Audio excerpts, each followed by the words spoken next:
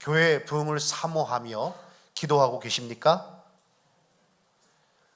일부 성도님이 대답을 안 하신 것 같아요. 교회의 부흥을 사모하며 기도하고 계십니까? 교회의 부흥을 다 간절히 원하십니까? 아멘. 우리가 모두 교회의 부흥을 간절히 사모하고 있습니다. 요즘 must have item이라는 단어를 자주 듣게 됩니다. must have, 꼭 있어야 될 것이라는 그런 뜻이죠. 그래서 주로 홈쇼핑에서 많이 나와요. must have, 이거. 어떤 그 브랜드 이름을요, 그래서 must have라고 그렇게 브랜드 이름을 지고요, 브랜드 이름을 짓고 대대적으로 홍보하는 것도 제가 보았습니다. 자, must have item. 우리에게 있어서, 우리 교회에 있어서, 부흥함에 있어서 꼭 있어야 될 그것은 무엇이겠습니까? 꼭 있어야 될 것. 그래서 오늘 말씀의 제목이 있는 교회예요. 야, 뭐가 있어야 우리 교회에 부흥의 역사가 일어날까? 뭐가 있어야 되겠습니까? 찬양대 찬양이 참 좋은데 한 가지 아쉬운 거는 오케스트라가 없다. 오케스트라가 있어야 부흥할 수 있다. 이렇게 말씀하시는 분도 계실 것입니다. 그러나 그것이 꼭 must have 아이템은 아닌 것 같아요. 자, 뒤에 우리가 화면에 이렇게 나오고 있는데 요즘 큰 교회들 가보니까 이렇게 프로젝트로 쏘는 것이 아니라 아예 LED 전광판으로 참 이렇게 크게 아주 선명하게 잘 보이더라.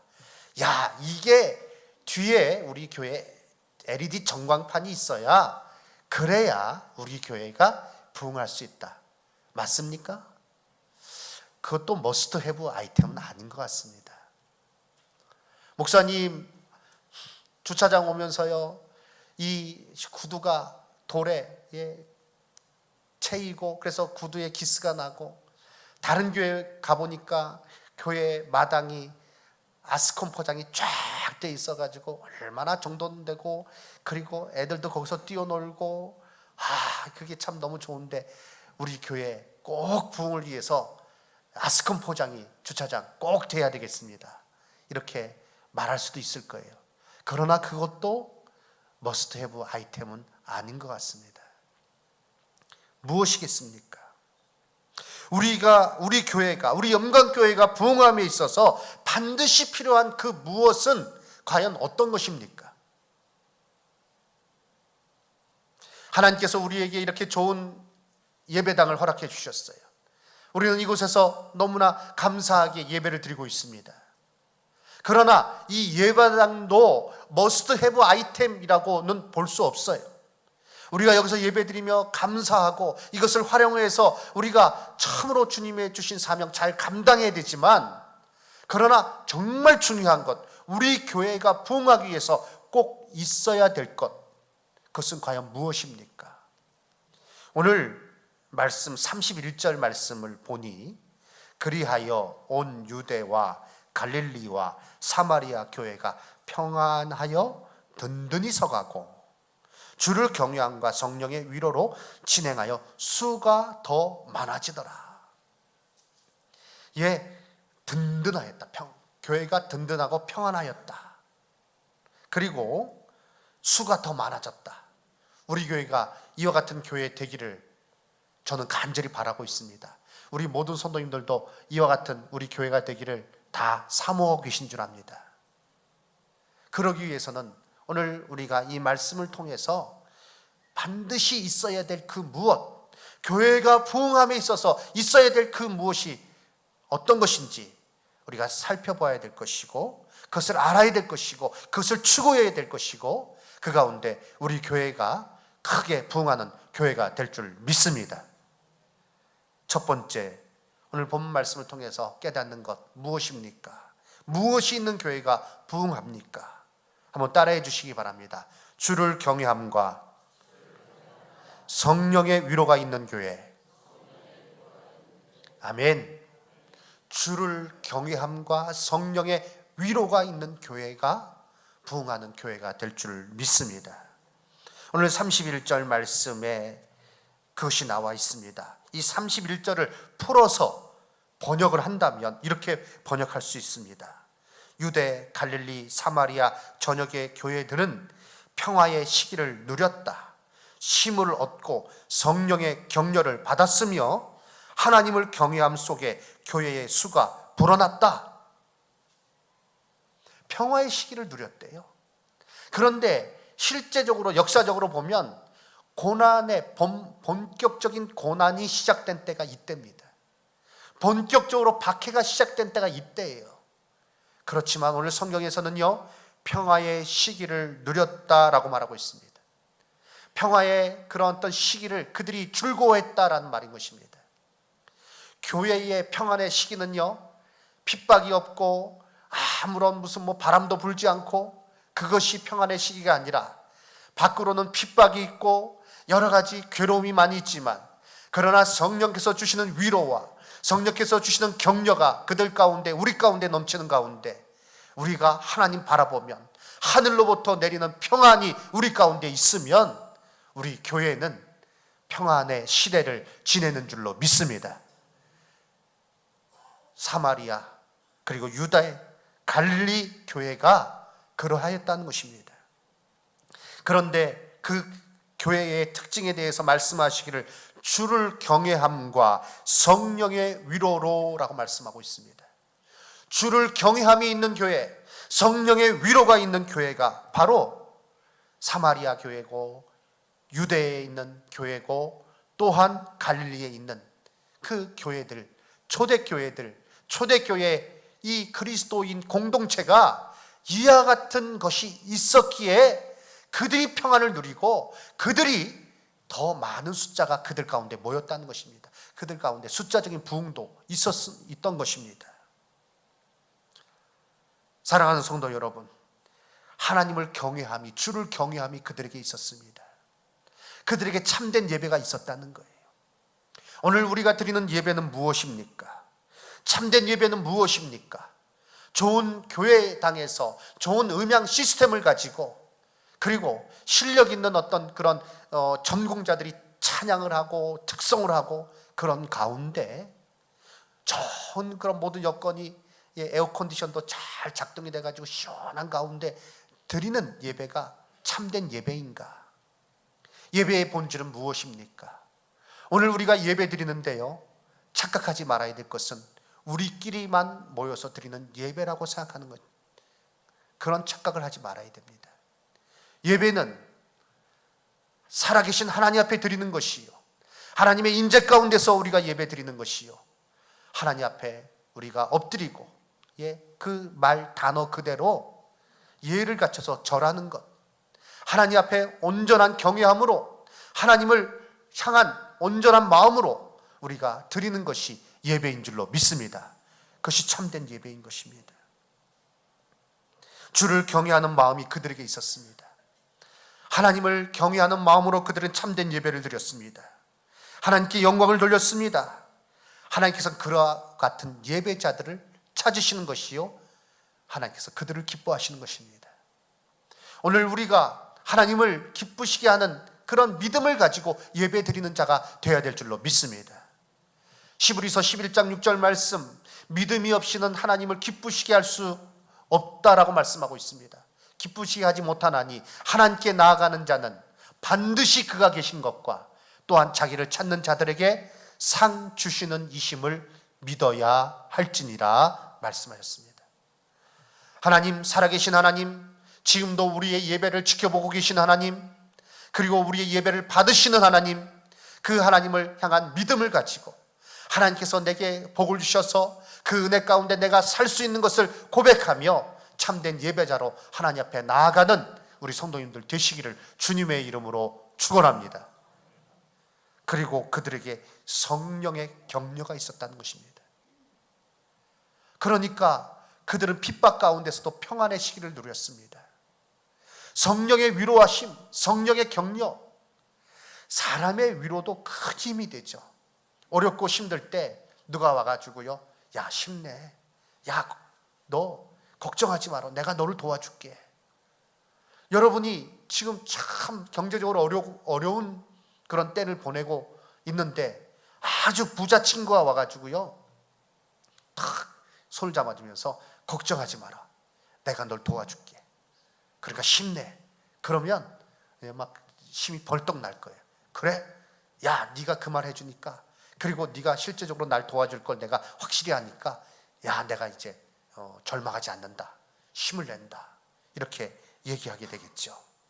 그런데 이 사람의 격려도 굉장한 힘을 줍니다만, 참으로 성령께서 우리를 격려하신다 하셨을 때, 성령께서 우리에게 힘을 주신다 하셨을 때 모든 슬픔은 사라집니다.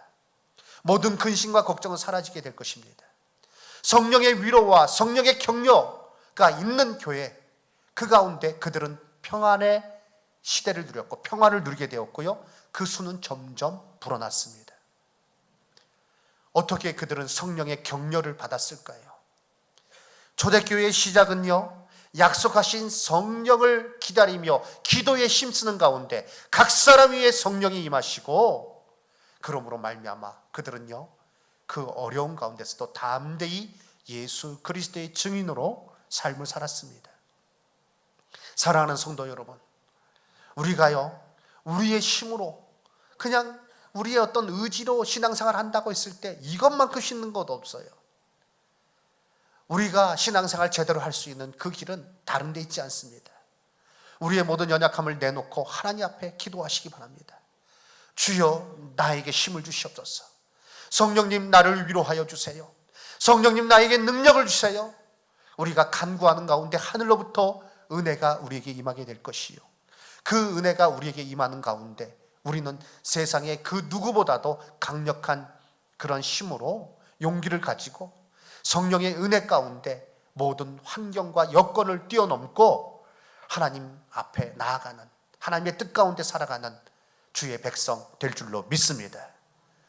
나의 힘으로 신앙생활 한다, 나의 의지로 한다, 곧 꺾일 수밖에 없어요. 그러나 날마다 성령님 앞에 엎드려 기도하는 가운데 성령의 능력이 내게 임한다, 우리는 늘 승리하는 삶을 살게 될 줄로 믿습니다. 성령의 위로가 있는 교회, 우리 영광교회가 성령의 격려하심과 성령의 위로가 있는 교회가 되기를 주님의 이름으로 저는 간절히 기도하고 있습니다. 그러한 우리 성도님들 되시기를 주님의 이름으로 축원합니다. 성령의 격려 가운데 살아가시기를, 성령의 능력 가운데 늘 승리하시며 지내시기 바랍니다. 그러기 위해서는 우리에게 꼭 필요한 것이 무엇입니까? 기도의 자리에 나오는 거예요. 사랑하는 성도 여러분, 세상이 바쁘고 힘듭니다. 그러나 그러면 그럴수록 우리는 기도의 자리로 나와야 될 줄로 믿습니다. 우리가 수요 예배도 드리고요, 금요 기도회도 드리는데 어떤 성도님은 그렇게 생각하는 것 같아요. 나는 수요 예배와는 나는 상관없다, 금요 기도회 나하고는 절대 상관없다, 그렇게 생각하는 성도님 한번 손들어 보시기 바랍니다. 예, 아무도 없으시네요. 감사합니다. 기도의 자리로 나오시기 바랍니다. 어렵고 힘들수록 기도의 자리로 나오시기 바랍니다. 하나님 앞에 나와 나의 모든 사정을 아뢰며, 그리고 나의 마음을 찢고 애통하는 심정으로 주 앞에 나아가시기 바랍니다. 하늘로부터 내리는 위로, 성령의 위로, 격려하심이 내게 임함으로 나는 능히 서게 될 것이요, 우리 교회가 그런 교회가 되는 가운데 부흥하고 그리고 평안의 시기를 누리는 부흥의 역사가 이루어지는 교회가 될 줄 믿습니다. 두 번째, 어떻게 이 초대교회가 이와 같이 부흥의 역사가 이루어졌는가? 그들에게 무엇이 있었는가? 예수의 이름을 말함이 있는 교회였습니다. 한번 따라해 주시기 바랍니다. 예수의 이름을 말함이 있는 교회. 아멘. 예수의 이름을 말함이, 외침이 있는 교회다. 초대교회 교인들의 특징은요, 그들이 늘 외친 말은 예수는 그리스도이시다, 예수님은 그리스도다, 이것을 그들은 늘 외쳤습니다. 그들은 예수님을 구주로 확신하였고 그 이름의 증인으로 살았습니다. 본문 29절 말씀 보니 또 주 예수의 이름으로 담대히 말하고 라고 외칩니다. 사울이에요. 이제 회심한 지 얼마 안 되는 사울이에요. 그런데 그 사울이 예수님의 이름을 담대히 말했습니다. 그러니까 유대인들이 죽이려고 하는 거예요. 그런데 죽이려고 하는 그것을 알면서도 예수의 이름을 담대히 말하였고요. 이것은 비단 사도 이 바울, 그러니까 바울의 예전 이름이 사울이죠. 사울에게만 해당되는 것은 아니었습니다. 그 이전에 베드로와 요한 여러 사도들이 담대하게 예수님의 이름을 말했습니다. 제사장들이 그들을 가두고 공회 앞에 세우고 위협을 하고 그리고 그들을 핍박을 하고 매를 때리고, 그래도 우리는 이 예수의 이름을 말하지 않을 수 없다라고 외치면서 담대하게 그들은 어디 가든지 예수님이 그리스도이십니다 라고 말하기를 주저하지 않았습니다. 이렇게 말하다가 순교하신 분이 계세요. 누굽니까? 스데반 집사님. 순교의 그런 자리에 이르기까지, 그러나 스데반 집사는 결코 이 외치는 것, 예수님의 이름을 외치는 것을 중단하지 않은 것입니다. 사도행전 10장에서는요 베드로가 고넬료 가정에 복음을 증거하는 그 기사가 나오고 있습니다. 처음에 베드로는요 이건 이방인들에게는 해당되지 않는 것이야 이렇게 생각했어요.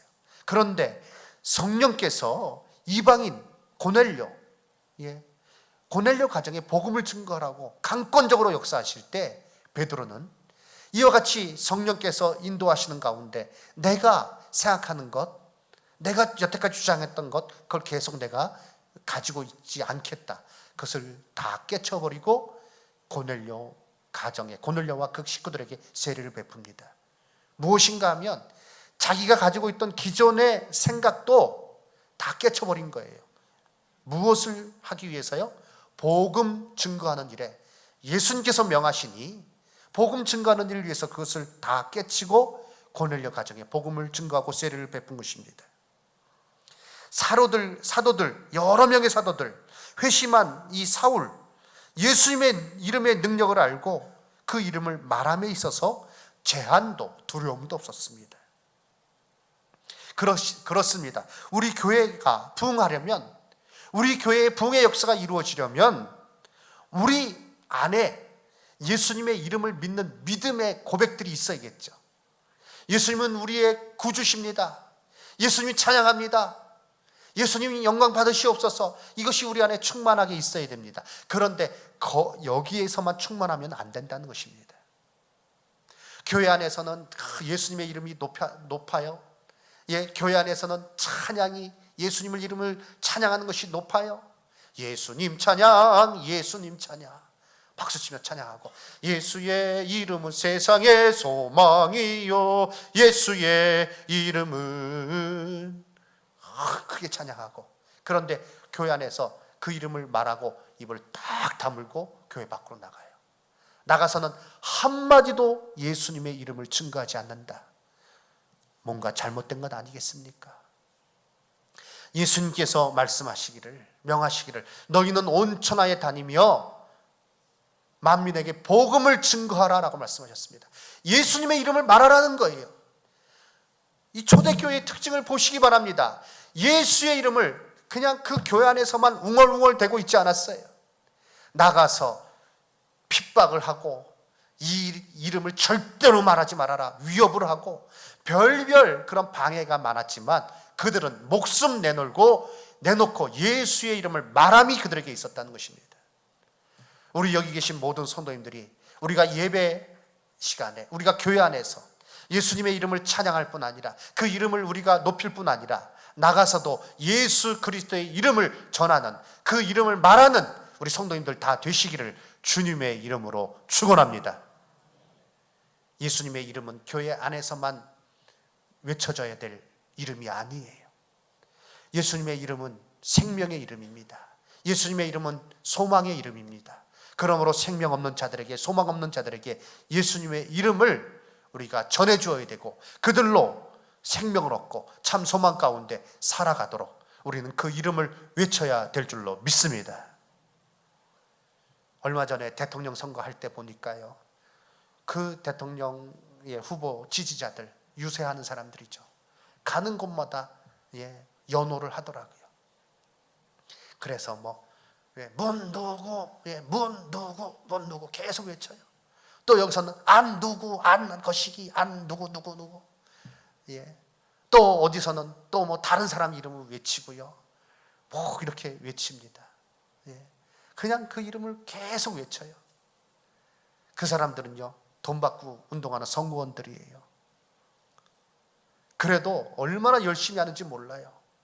그 대통령 선거할 때 보니까요, 5월 달에 치러졌지만 그 시작하신 지 얼마 안 돼서는요,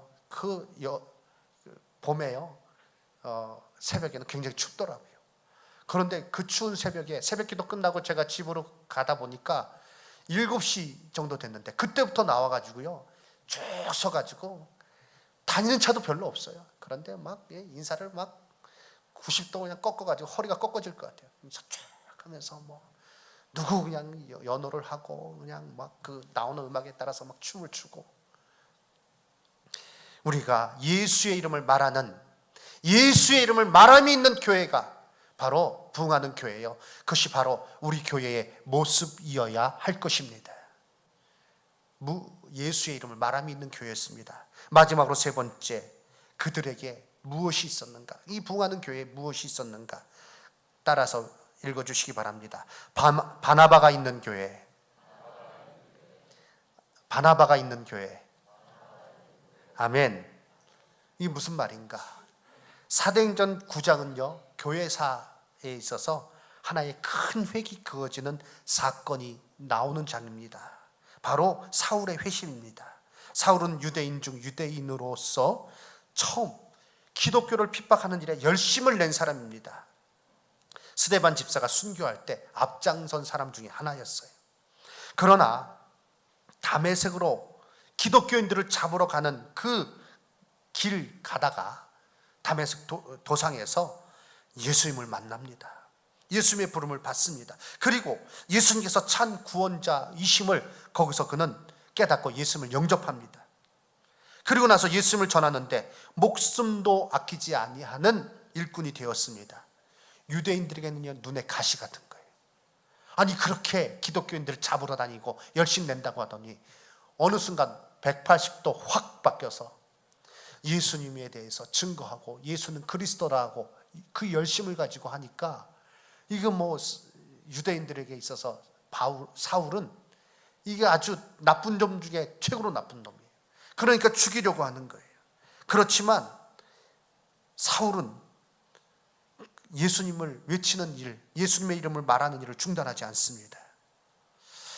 그리고 예루살렘 교회의 제자들과 같이 교제하면서 그들과 함께 전도하려고 하는 마음이 있었지만, 그런데 아직 그 제자들, 여러 사도들 의심의 눈길을 금할 수가 없었어요. 야, 저기 지금 스파이스 하는 건 아니냐, 그냥 속이고 중요한 정보를 알고 기독교인의 명단을 다 파악해서 옥에 가두려고 저렇게 수쓰는 거 아니냐, 이런 의심의 눈초리로 쳐다보는 사람도 있었던 것입니다. 그때에 바나바가 그를 데리고, 사울을 데리고 사도들에게 가서 길에서 어떻게 주를 본 것과 주께서 그에게 말씀하신 일과 또 다메섹에서 그가 어떻게 예수의 이름으로 담대히 말했는가, 복음을 증거했는가를 자세히 이야기하고 그를 변호해 줍니다. 그래서 모든 의심과 두려움을 없애주는 한편 그는 사울을 돕습니다. 그래서 그의 불안을 덜어주고 그를 소개해주고 그로 하여금 제자들과 교제하면서 복음 증거하는 일에 앞장설 수 있도록 결정적으로 다리 역할을 해준 사람이 바나바입니다. 바나바가 없었다면 사울의 그 어떤 사도 바울의 그 사역은 없었을 것입니다. 이 바나바가 이 사울을 그 진심을 알고 그로 하여금 교회에서 한 일원이 되어서 사도들과 교제하는 가운데 예루살렘 교회의 파송을 받고 또 여러 지역에 가서 복음 증거하는 그러한 사역을 감당할 수 있도록 해주는데 결정적인 역할을 했다는 거죠. 사도행전 11장 24절에 보면 이 바나바에 대해서 착한 사람이라 이렇게 표현되어 있습니다. 또 성령과 믿음이 충만한 사람이다. 그는 교회 지도자 중에서 아량이 넓은 자였습니다. 영적으로 담대한 은혜의 소유자였습니다. 사람들을 알아보고 사람들을 세우고 그 사람을 격려해서 그 일을 맡기고 하는 일들을 잘 감당했던, 그리고 계속 그 이후에 사도 바울과 전도 여행을 같이 하면서 많은 교회를 세웠던 사람이 바로 바나바인 것입니다. 사랑하는 성도 여러분, 우리가 바나바가 되어야 되겠습니다. 부흥 안 되는 교회의 특징이 무엇인가? 자기가 어떤 자리를 차지하고 교회에서 어떤 직분이 어떤 자기의 자기를 드러내는 자리인 줄 알고 누가 그것을 하려고 하면, 어떤 사람이 와서 새롭게 헌신하려고 하면, 아니 교회 나온 지도 얼마 안 되는 사람이 지금 뭐 하는 거냐고, 그리고 교회에서 활동을 하지 못하도록 방해하고 회방하고, 그러한 교회가 간혹 있습니다. 절대로 부흥하지 않습니다. 흔히 그런 말 쓰죠. 굴러온 돌이 박힌 돌을 뺀다, 이런 말 많이 하는데요, 교회에서는요 그 말을 환영해야 됩니다. 어서 오십시오, 굴러온 돌이시여, 내 박힌 돌을 빼주십시오, 이렇게 얘기를 해야 돼. 서로를 세워주고 서로를 격려하고 성령 안에서 서로를 위로하는 가운데 그로 하여금 교회의 일들을 감당하게 될 때 교회 안에서는 일꾼이 키워지는 것이요, 그 교회는 크게 부흥하며 많은 사람이 모이는 교회가 될 줄로 믿습니다. 사랑으로 섬기고 사랑으로 헌신하고 사랑으로 돌보는 역사가 있었다는 것입니다. 바나바가 있었습니다. 우리 여기 계신 모든 성도님들이 바나바가 되기를 주님의 이름으로 축원합니다. 그래서 새로운 사람들을 환영하고 그들을 갖다 돕고 그들이 교회에 잘 정착할 수 있도록 해주고 그들이 잘 봉사할 수 있도록 그렇게 배려를 해줌으로 말미암아 우리 교회가 날로 날로 성장하는 교회가 될 줄로 믿습니다. 교회에서 절대 어떤 것 갖고 싸움하면 안 돼요. 자기를 높이려고 하면 안 돼요. 자기의 자리를 주장해서도 안 돼요. 우리가 서로 협력하는 가운데, 교회에서 서로 화목하는 가운데 일꾼을 키워야 되고요, 일꾼이 세워져야 되고요, 그 가운데서 교회는 부흥하게 될 줄로 믿습니다. 이제 말씀을 마치겠습니다. 무엇이 있는 교회였습니까? 오늘 사도행전 9장 31절에 유대와 갈릴리와 사마리아 교회가 평안을 누렸고 그들의 수가 날마다 더해졌다고 했는데 그들에겐 무엇이 있었습니까? 세 가지를 말씀드렸습니다. 그들에는 주를 경외함이 있었습니다. 성령의 위로가 있었습니다. 두 번째, 그들에게는요 예수의 말함을 외침이 있었습니다. 예수의 말함을 교회 밖으로 많은 믿지 않는 사람들에게 담대히 외치는 교회였습니다. 셋째, 그들에게 바나바가 있었습니다. 사람을 세우는 자죠.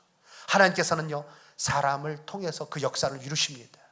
사람을 세우고 사람을 키워나가는 교회가 그러한 어떤 일들을 하는 그러한 성도들이 있을 때 교회는 부흥하게 될 줄로 믿습니다. 우리 교회가 이런 교회가 되어야 되겠습니다.